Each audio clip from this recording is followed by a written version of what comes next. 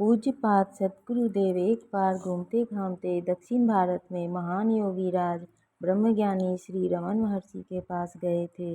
जब वे रमन महर्षि से प्रत्यक्ष मिले तब उनकी ज्ञान निष्ठा और अंतर्मुखता को देखकर श्री रमन महर्षि ने उनसे पूछा, आप इतनी ऊंची भूमिका को प्राप्त करने के बाद भी नीचे की भूमिका में कैसे रह पाते हैं?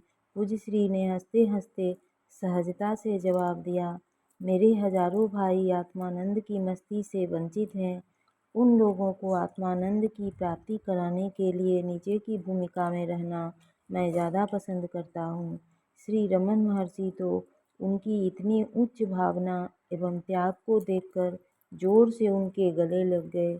महर्षि की आंखों में से हर्ष के आंसू बहने लगे। श्री रामकृष्ण परमहंस कहते हैं कि संत दो प्रकार के होते हैं।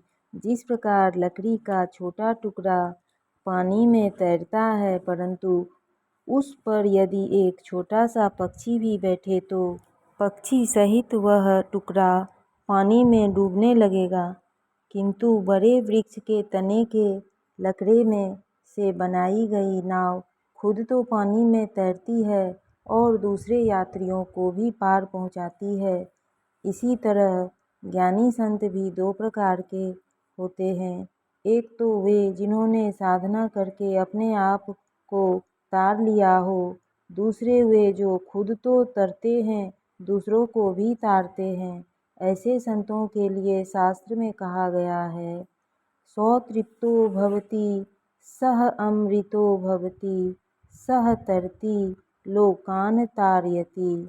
स्वामी विवेकानंद कहते थे, ईश्वर के मार्ग पर चलना भक्त बनना सरल है, भक्त से जिज्ञासु बनना सरल है, जिज्ञासु होकर आत्म साक्षात्कार कर लेना और आत्म प्रेम की पराकाष्ठा पर पहुंच जाना भी सरल है, परंतु गुरु बनना खूब कठिन है।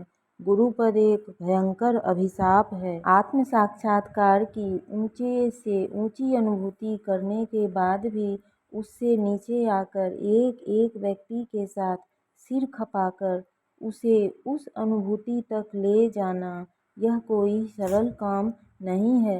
पत्थर को भगवान बनाना सरल है, क्योंकि पत्थर शिल्पी का विरोध नहीं करता, परंतु इस जीव को दो हाथ पैर वाले मनुष्य को शिव बनाना यह बहुत कठिन काम है, क्योंकि यह अज्ञानी जीव जरा जरा सी बात में विरोध करता है। ऐसा होने के बावजूद ब्रह्मवेत्ता महापुरुष अपने आप की चिंता किए बिना सर्वजन हिताय की भावना से अपना पूरा जीवन प्रभु प्रसाद बांटने में ही खर्च कर डालते हैं। जगत में जो कुछ भी शांति आनंद दिखता है वह ऐसे महापुरुषों की करुणा कृपा का ही परिणाम है। ऐसे अकारण कृपा करने वाले दया सिंधु अपने एकांत वास का समय एवं समाधि का सुख छोड़कर मूढ़ अज्ञानी संसारी जनों के पाप ताप दूर करने के लिए एवं उनको सच्चे सुख का मार्ग बताने के लिए अहेतुकी करुणा बरसाते ही रहते हैं। हरि ओम।